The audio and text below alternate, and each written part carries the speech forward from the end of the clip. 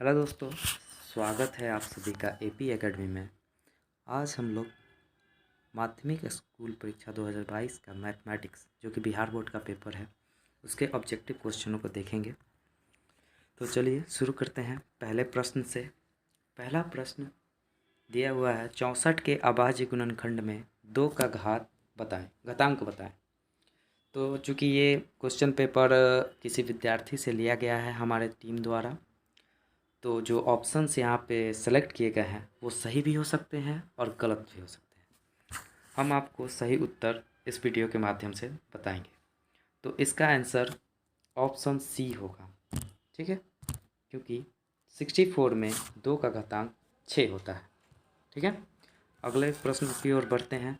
अगला प्रश्न कहता है महत्तम समापवर्तक पी क्यू लघुत्तम समापवर्तक पी क्यू बराबर है।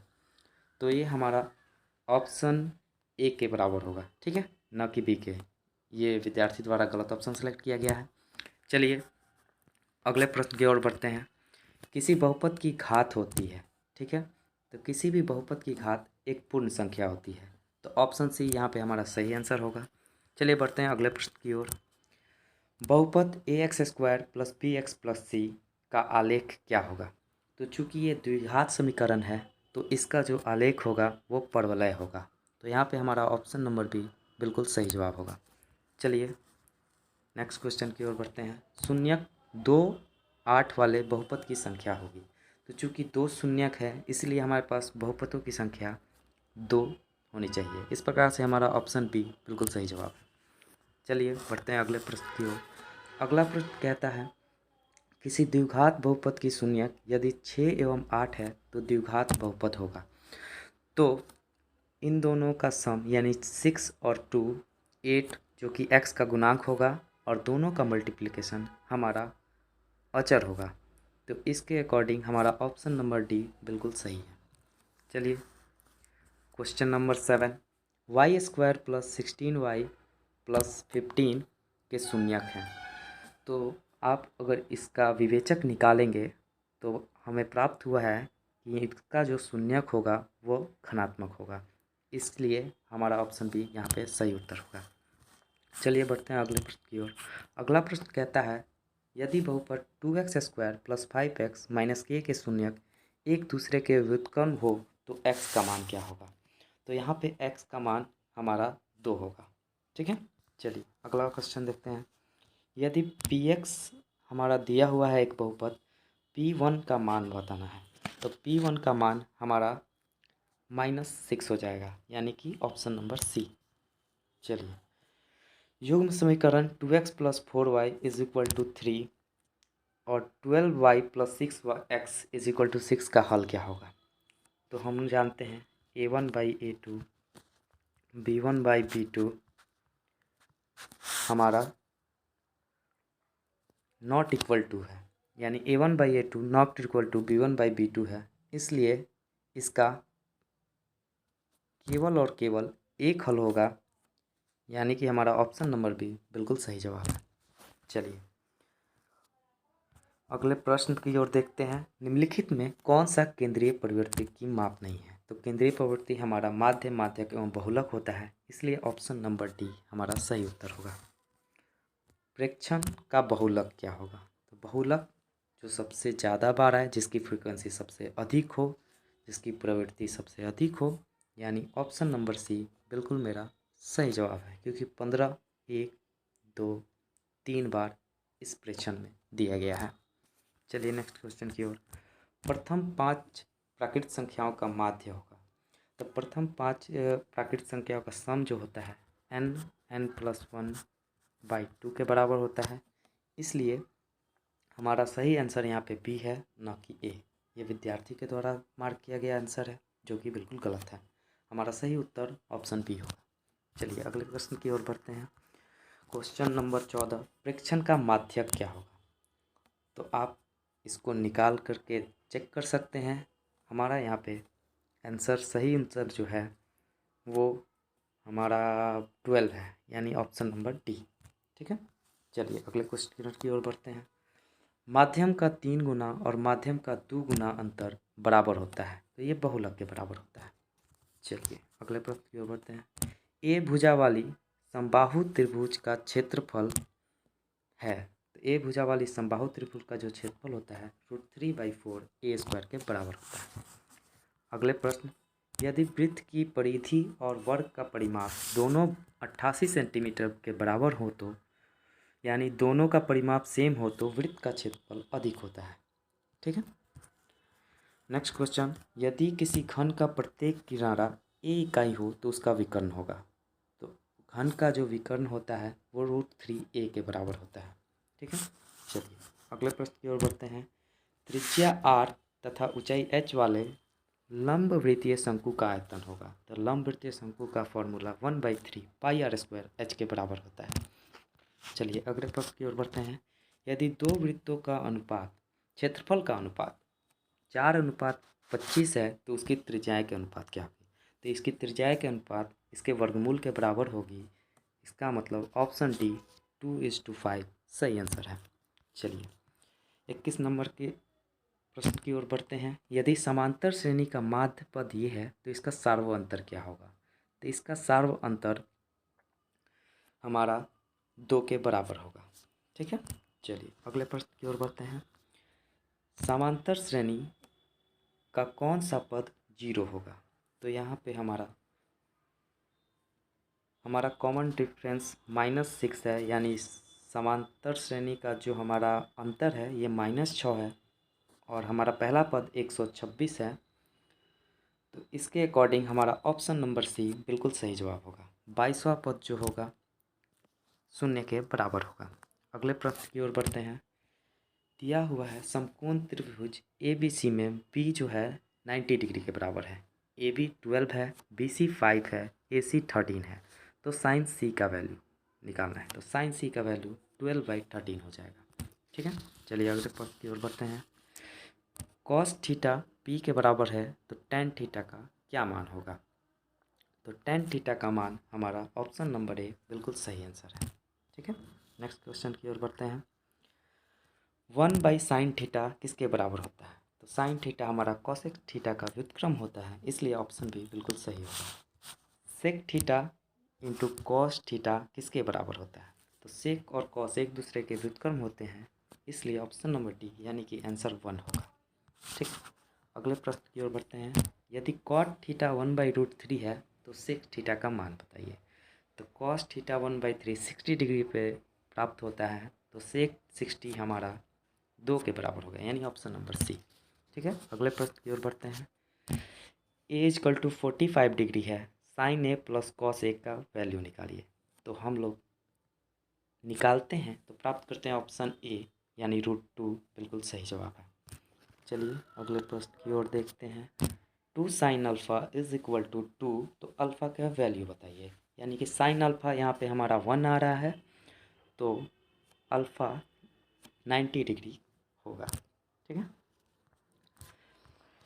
tan 21 cot 69, ये इसका आंसर हमारा ऑप्शन बी होगा जो कि 1 के बराबर होगा। ये तो बहुत ही आसान सा क्वेश्चन पूछा गया है बिहार बोर्ड के द्वारा।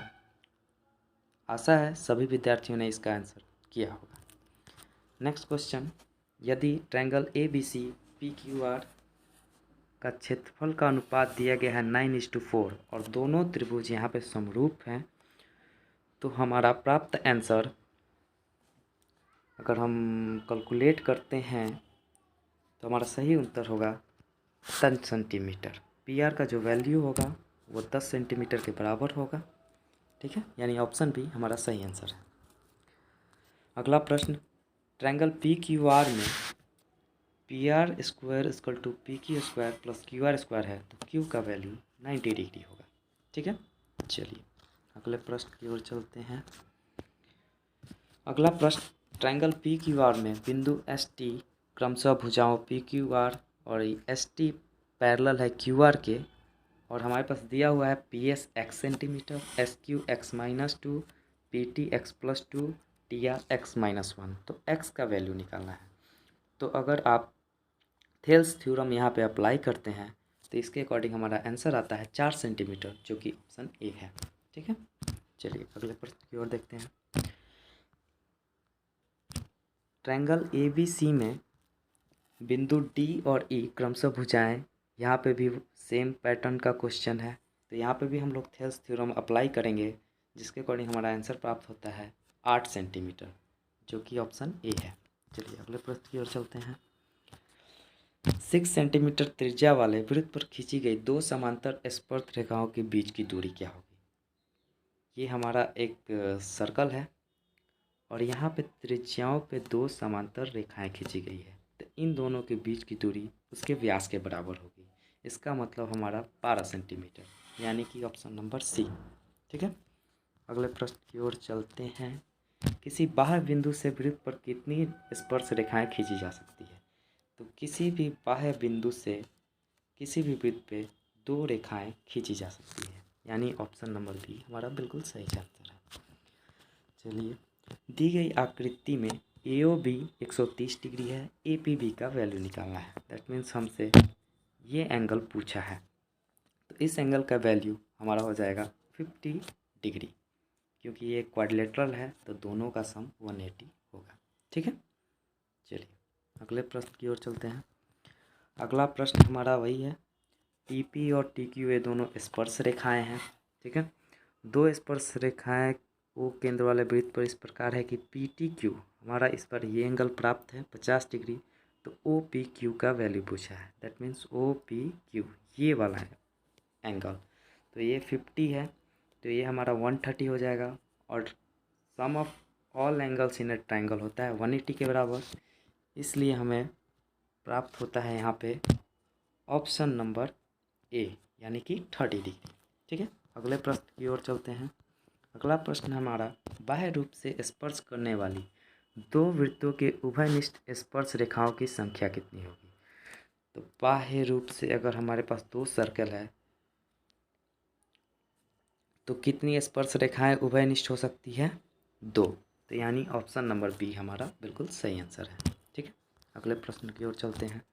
दी गई आकृति में बिंदु ओ वृत्त का केंद्र है और ए ओ बी 40 दिया हुआ है। ये एंगल हमको दिया हुआ है, ओ ए बी निकालना है। दैट मीन्स ये एंगल निकालना है, क्योंकि ये एक सर्कल में है, तो ओ ए और ओ बी दोनों रेडियस है जो कि बराबर होगी, और ये इस प्रकार से हमारा ओ ए बी समद्विबाहु त्रिभुज बन जाता है, और एंगल ए एंगल बी दोनों बराबर होते हैं, इसलिए हमारा आंसर होगा यहाँ पे ऑप्शन नंबर डी 70 डिग्री। ठीक है, अगले प्रश्न की ओर चलते हैं।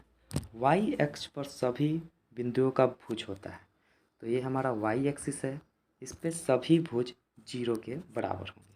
ठीक है, चलिए अगले प्रश्न की ओर चलते हैं। समांतर श्रेणी का सार्व अंतर निकालें, तो यहाँ से हम लोग पहले पद से दूसरे पद को माइनस करके आसानी से आंसर प्राप्त कर सकते हैं, जो कि 1/8 के बराबर होगा, यानी ऑप्शन नंबर ए बिल्कुल सही जवाब है। ठीक है, अगले प्रश्न की ओर चलते हैं। यदि समांतर श्रेणी का सामान्य पद 5n-7 है, तो इसका प्रथम पद होगा। तो प्रथम पद निकालने के लिए n के जगह हम लोग 1 रखते हैं, और इससे हम लोग प्राप्त करते हैं पहला पद -2, यानी ऑप्शन नंबर डी। ठीक है, अगले प्रश्न की ओर चलते हैं। बिंदु ए और बी को मिलाने वाली रेखाखंड के मध्य बिंदु का निर्देशांक क्या होगा। तो मध्य बिंदु का निर्देशांक निकालने के लिए हम लोग दोनों भुज को जोड़ के 2 से डिवाइड कर देंगे, यानी कि -6 हमारा भुज आएगा, जो कि केवल ऑप्शन नंबर बी में है। ठीक है, चलिए अगले प्रश्न की ओर। यदि ट्रायंगल ABC के शीर्षों के निर्देशांक x1 y1, b x2 y2, c x3 y3 है, तो इसके केंद्रक का निर्देशांक क्या होगा। तो केंद्रक का निर्देशांक हम लोगों ने पता किया है x + x1 + x3/3। सॉरी, थोड़ा सा लेंगे। अगले प्रश्न की ओर चलते हैं। यदि ट्रायंगल ABC के शीर्षों के निर्देशांक a x1 y1, b x2 y2 तथा c x3 y3 हैं, तो इसके केंद्रक का निर्देशांक होगा। तो केंद्रक का निर्देशांक ऑप्शन नंबर डी बिल्कुल सही आंसर है। ठीक है, चलिए अगले प्रश्न की ओर चलते हैं। यदि बिंदु P23 Q4 के R6-3 संरेख है, तो k का वैल्यू बताइए। तो k का वैल्यू 0 होगा, ऑप्शन नंबर डी बिल्कुल सही उत्तर है। चलिए अगले प्रश्न की ओर चलते हैं। यदि त्रिभुज के शीर्ष, तो इसका परिमाप होगा। तो इसका परिमाप निकालने के लिए हम लोग डिस्टेंस फार्मूला यूज करेंगे, जो कि 12 इकाई आता है, यानी ऑप्शन नंबर बी। ठीक है, अगले प्रश्न की ओर चलेंगे। बिंदुए पी क्यू आर उसके निर्देशांक दिए हुए हैं, इसका त्रिभुज का क्षेत्रफल निकालना है। तो इसके त्रिभुज का क्षेत्रफल ऑप्शन नंबर डी यानी 8 वर्ग इकाई बिल्कुल सही आंसर है। ठीक है, चलिए अगले प्रश्न की ओर चलते हैं। त्रिभुज के तीनों कोनों का योगफल 180 डिग्री होता है। Question number 50।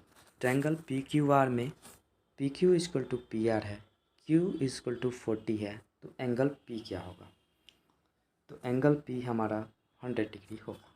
ठीक है, ऑप्शन नंबर डी बिल्कुल सही आंसर है। Question number 51। के किस मान के लिए समीकरण समपाती रेखाओं को प्रदर्शित करेगी? ठीक है, तो इसके लिए ऑप्शन नंबर डी बिल्कुल सही आंसर है। आप सभी लोग इस वीडियो के माध्यम से अपने आंसर चेकआउट कर सकते हैं और आप सभी के कितने प्रश्न सही हुए उसका आंसर हमें कमेंट बॉक्स में ज़रूर बताइएगा। क्योंकि यहाँ पे 100 प्रश्न पूछे गए थे, जिसमें से आप सभी को केवल 50 प्रश्नों के उत्तर देने थे। ठीक है, तो 50 क्वेश्चन हमने बता दिया है। अब आप लोग इससे मिला करके आपने कितने अंक प्राप्त किए ये कमेंट बॉक्स में बताइएगा। चलिए अगले प्रश्न की ओर चलते हैं। दिया हुआ है a1/a2 is equal to b1/b2 is equal to c1/c2। तो समीकरण a1x plus b1y plus c1 equal to 0 तथा a2x plus b2y plus c2 equal to 0 का हल होगा।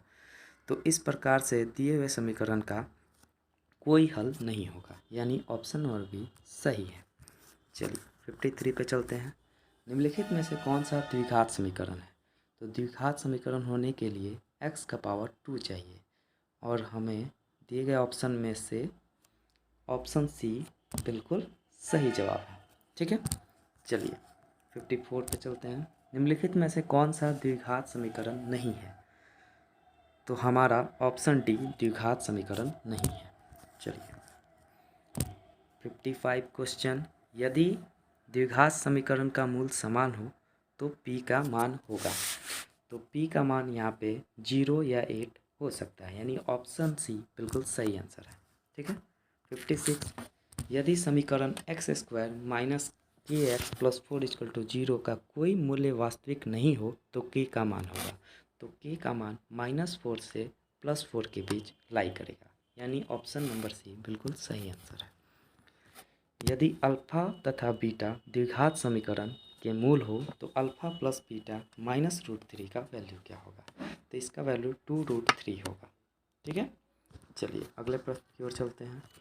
समांतर श्रेणी 3, 7, 11 का 14वां पद होगा। ठीक है, तो इसका 14वां पद ऑप्शन नंबर बी यानी कि 55 बिल्कुल सही उत्तर है। ठीक है, चलिए अगले प्रश्न की ओर चलते हैं। 59।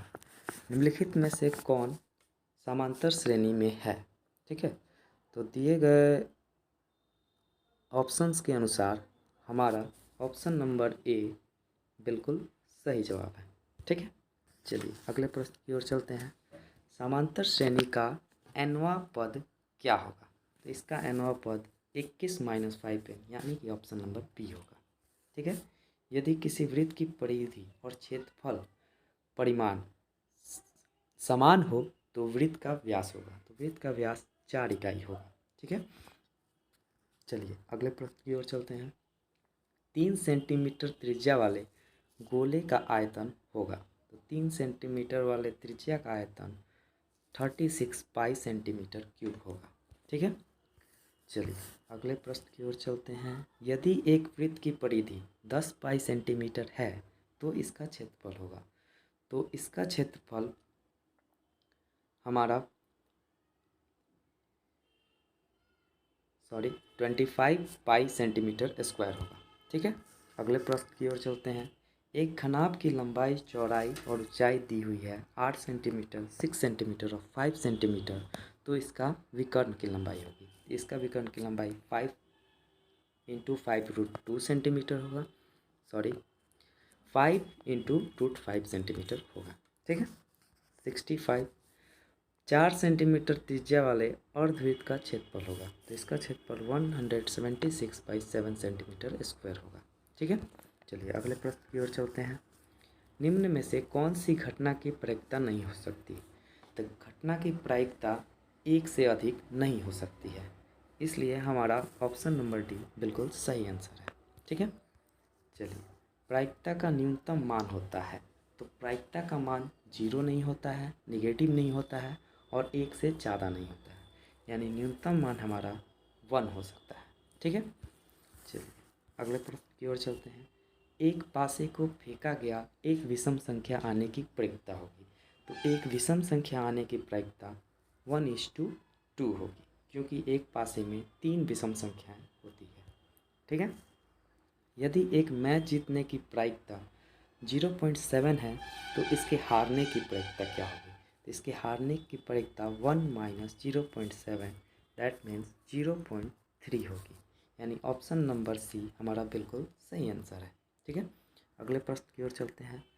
अच्छी प्रकार से फेंटी गई एक ताश की गड्डी में एक पत्ता यथाचित निकाला जाता है तो इसका काला रंग का बादशाह होने की क्या प्रायिकता है? तो काले रंग का बादशाह होने की प्रायिकता हमारी 1:26 होगी। ठीक है, चलिए अगले प्रश्न की ओर चलते हैं। sin30/cos30 × cot30, तो ये हमारा ऑप्शन डी बिल्कुल सही आंसर है। ठीक है, अगले प्रश्न की ओर चलते हैं। 1 - tan² 45, 1 + tan² 45, तो ये साइन 0 के बराबर होगा। ठीक है, बिंदु 7, 10 किस पाद में है? क्योंकि यहाँ का भुज और कोटि दोनों पॉजिटिव है, इसलिए ये बिंदु पाद फर्स्ट में है। ठीक है, अगले प्रश्न की ओर चलते हैं। tan 45 tan 30 बराबर होंगे, तो ये 1:√3 के बराबर होंगे। ठीक है, चलिए अगले प्रश्न की ओर चलते हैं। एक्स अक्ष पे स्थित किसी बिंदु के निर्देशांक क्या होंगे? तो एक्स अक्ष पे स्थित किसी भी बिंदु के कोटि जो होते हैं 0 के बराबर होते हैं, इसके लिए हमारा ऑप्शन नंबर ए बिल्कुल सही जवाब है। ठीक है, अगले प्रश्न की ओर चलते हैं। एक छड़ की लंबाई और उसकी छाया का अनुपात 1:√3 है तो सूर्य का उन्नयन कोण क्या होगा? तो सूर्य का उन्नयन कोण 30 डिग्री होगा। ठीक है, चलिए अगले प्रश्न की ओर चलते हैं। मूल बिंदु से -xy की दूरी होगी, तो हमारा दूरी होगा √x² + y²। ठीक है, चलिए अगले प्रश्न की ओर चलते हैं। P हमारा दिया हुआ है 5, 7 और Q दिया हुआ है 8, 11। इसकी बीच की दूरी निकालनी है, तो इसकी बीच की दूरी यहाँ पे इस छात्र ने निकाला है, जो कि बिल्कुल सही है। यहाँ ऑप्शन बी बिल्कुल सही आंसर है। ठीक है, अगले प्रश्न की ओर चलते हैं। रेखा y=4 का आलेख निम्न में से किस बिंदु से होकर गुजरेगी? चूँकि y कोऑर्डिनेट 4 है तो हमारा x क्या होगा? x चेंज होगा लेकिन y हमेशा कांस्टेंट होगा, इसीलिए हमारा ऑप्शन नंबर बी बिल्कुल सही आंसर है, क्योंकि इसमें y कोऑर्डिनेट 4 है। ठीक है, चलिए अगले प्रश्न की ओर चलते हैं। मूल बिंदु के निर्देशांक सभी को पता है, मूल बिंदु के निर्देशांक 0, 0 होते हैं। ठीक है, चलिए अगले प्रश्न की ओर चलते हैं। निम्नलिखित में से कौन सी सबसे छोटी प्राकृत संख्या है? तो सबसे छोटी प्राकृत संख्या 1 है। ठीक है, अगले प्रश्न की ओर चलते हैं। निम्नलिखित में कौन सी परिमेय संख्या है? तो चूँकि ये विद्यार्थी के द्वारा गलत ऑप्शन पिक कर लिया गया है, परिमेय संख्या हमारा ऑप्शन नंबर ए यानी √25 है। ठीक है, चलिए अगले प्रश्न की ओर चलते हैं। निम्नलिखित में कौन सी अपरिमेय संख्या है? तो अपरिमेय संख्या हमारा यहाँ पे ऑप्शन नंबर सी है। ठीक है, चलिए यदि p और q दो अभाज्य संख्या हैं तो उनका महत्व 1 होता है। ठीक है, 0.13 पे पार है, इसका वैल्यू पूछा है, तो ये वैल्यू 13/99 होगा। ठीक है, यानी option number C, option A गलत जवाब है। ठीक है, चलिए अगले प्रश्न की ओर चलते हैं। 18 तथा 72 का मस क्या होगा, यानी महत्तम समवर्त? तो ये 18 होगा। ठीक है, चलिए अगले प्रश्न की ओर चलते हैं। √12 का परिमेयीकरण गुणांक क्या होगा? तो √12 को हम लोग 2√3 लिख सकते हैं और इसका परिमेयीकरण करने के लिए हमें √3 से मल्टीप्लाई करना होगा, यानी ऑप्शन नंबर ए बिल्कुल सही जवाब है। ठीक है, ऑप्शन डी गलत है, आप लोग चेकआउट कर लीजिएगा। ठीक है, नेक्स्ट क्वेश्चन की ओर चलते हैं। यदि p एक घनात्मक पूर्णांक है तो घनात्मक समपूर्णांक का रूप होगा।